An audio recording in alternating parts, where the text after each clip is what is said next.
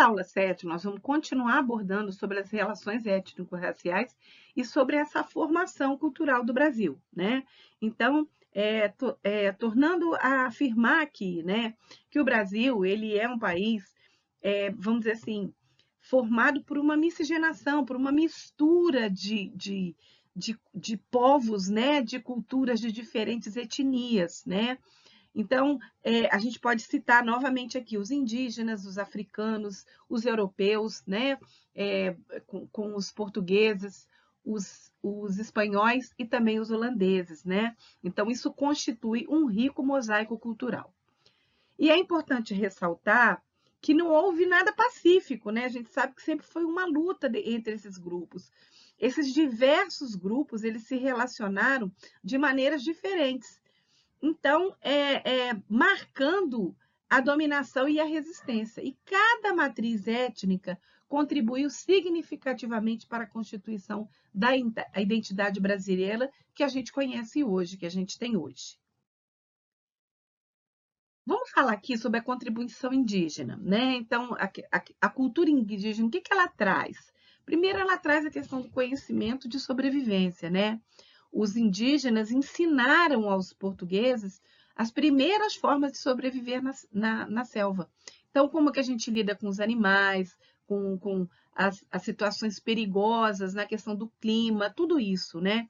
A questão da alimentação. Eles descobriram uma variedade de alimentos, como a questão da mandioca, né? E as variações dessa mandioca que a gente podia fazer a farinha, o pirão, a tapioca, o beiju, né? E o caju e o guaraná, além do cultivo de espécies como milho, batata, batata doce, feijão e abacaxi. E também a questão da medicina natural, que se faz, né, por meio das plantas, né, da flora e das propriedades, né, os chás que a gente tem hoje, né, alfavaca, boldo, são inúmeros que foram deixados, né, foram marcados, que marcam a herança cultural indígena para a gente aqui.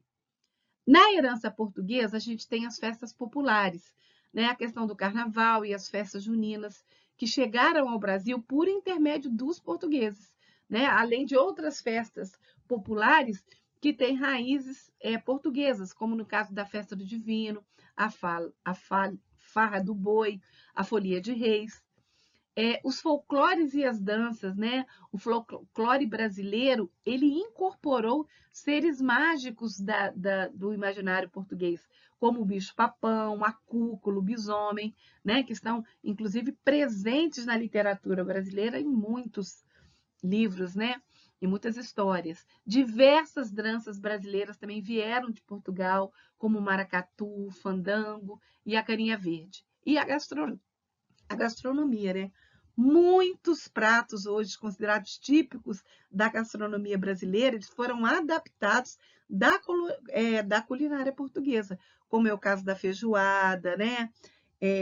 Da cachaça e outros mais. E a gente tem aqui a influência africana na sociedade brasileira. Então, primeira chegada forçada, né? A influência africana começou com um trágico navio negreiro, com tráfico negreiro, né? Quando milhões de africanos foram trazidos forçadamente para exercer o trabalho no Brasil. Então, essa é uma força econômica, porque eles trouxeram a mão de obra, mesmo que a gente com certeza era uma mão de obra escravizada, equivocada, né? Mas eles contribuíram significativamente para o desenvolvimento da economia brasileira. Uma recriação cultural, né? Apesar da opressão que eles sofreram, eles souberam fazer uma resistência e reviver as culturas, né? A gente tem até hoje, e que está incorporado tanto a elementos europeus como ao indígena. E a formação afro-brasileira, que a gente tem uma influência muito grande, né? Um intercâmbio cultural entre os diferentes grupos africanos, sudaneses, bantos, né? E outras etnias contribuíram para esse hibridismo, essa mistura que a gente tem na cultura afro-brasileira. Não poderíamos deixar de falar da capoeira como patrimônio cultural da humanidade, né? Origem histórica, originada no século XVII, em pleno período escravista, a capoeira desenvolveu-se como forma de sociabilidade e solidariedade entre os africanos escravizados e estratégia para lidarem com o controle e a violência. O reconhecimento mundial da capoeira foi em 2014, quando ela se tornou patrimônio cultural e imaterial da humanidade através da Unesco, né? E patrimônio brasileiro. A roda de capoeira e o ofício dos mestres de capoeira tiveram um reconhecimento pelo IFAM, né, como patrimônio cultural brasileiro em 2008.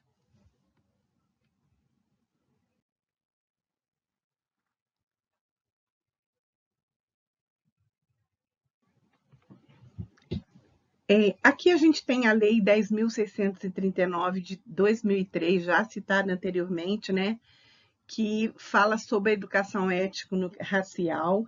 Então, o contexto histórico na década de 80 foi marcada por grandes lutas em favor da causa afrodescendente e do combate à desigualdade social. Eu não preciso nem lembrar que em 1980 foi quando a gente começa, né, a nossa redemocratização. E na década de 90, as temáticas étnicas raciais ganharam muita importância nos debates políticos. A aprovação da lei foi em 2003 e ela concretizou uma antiga reivindicação dos movimentos negros com a Lei Federal 10.639, né, tornando obrigatório o ensino da história e da cultura afro-brasileira e africana nas instituições públicas e privadas no Brasil. Haja visto as disciplinas que vocês têm relacionada a isso. E o impacto educacional, a lei representou um avanço significativo no campo do currículo e no trabalho docente, disciplinando o estudo das relações étnico-raciais e enfrentando o racismo, o preconceito e a discriminação racial nas escolas brasileiras.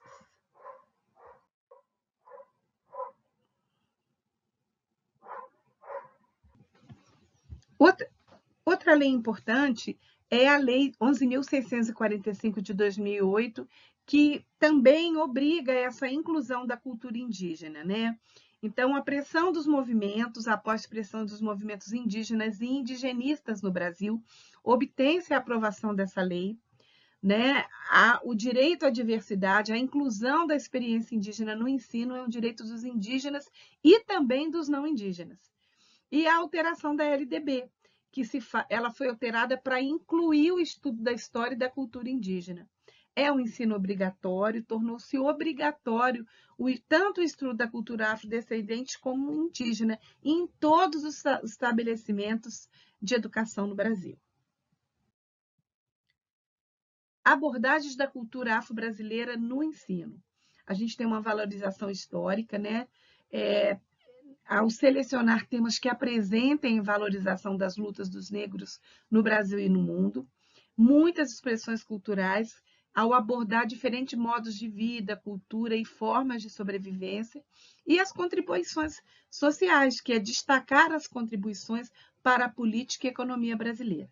É importante fugir dos estereótipos que demarcaram as culturas africanas e indígenas como alguma coisa exótica, né?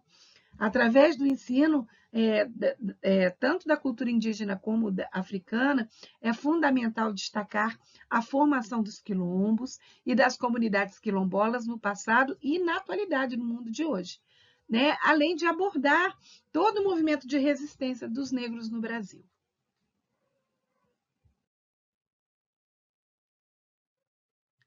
Aqui a gente tem as temáticas, né, afro-brasileiras para o ensino. E aqui a gente sincretiza isso, né? Abordagens da cultura indígena no ensino, em relação àquele gráfico passado ali. A atualidade dos povos indígenas, é fundamental considerar a atualidade dos povos indígenas, desvincular a ideia do passado colonial, em que todos os índios supostamente foram exterminados. E o censo do IBGE de 2010, ele contabilizou a população indígena no Brasil em cerca de 900 mil indivíduos. Em relação às sociodiversidades indígenas, dar ênfase na sociodiversidade indígena, desmistificando imagens genéricas do índio ou da cultura indígena. É preciso discutir as diferentes expressões socioculturais indígenas no passado e no presente. E o intercâmbio cultural, promover movimentos de intercâmbio entre os povos indígenas e os estudantes durante o calendário letivo, né? Proporcionando visitas às aldeias quando possível, né? E trazendo esses indígenas para a escola como forma de terminar, de dirimir, né, os preconceitos e a discriminação.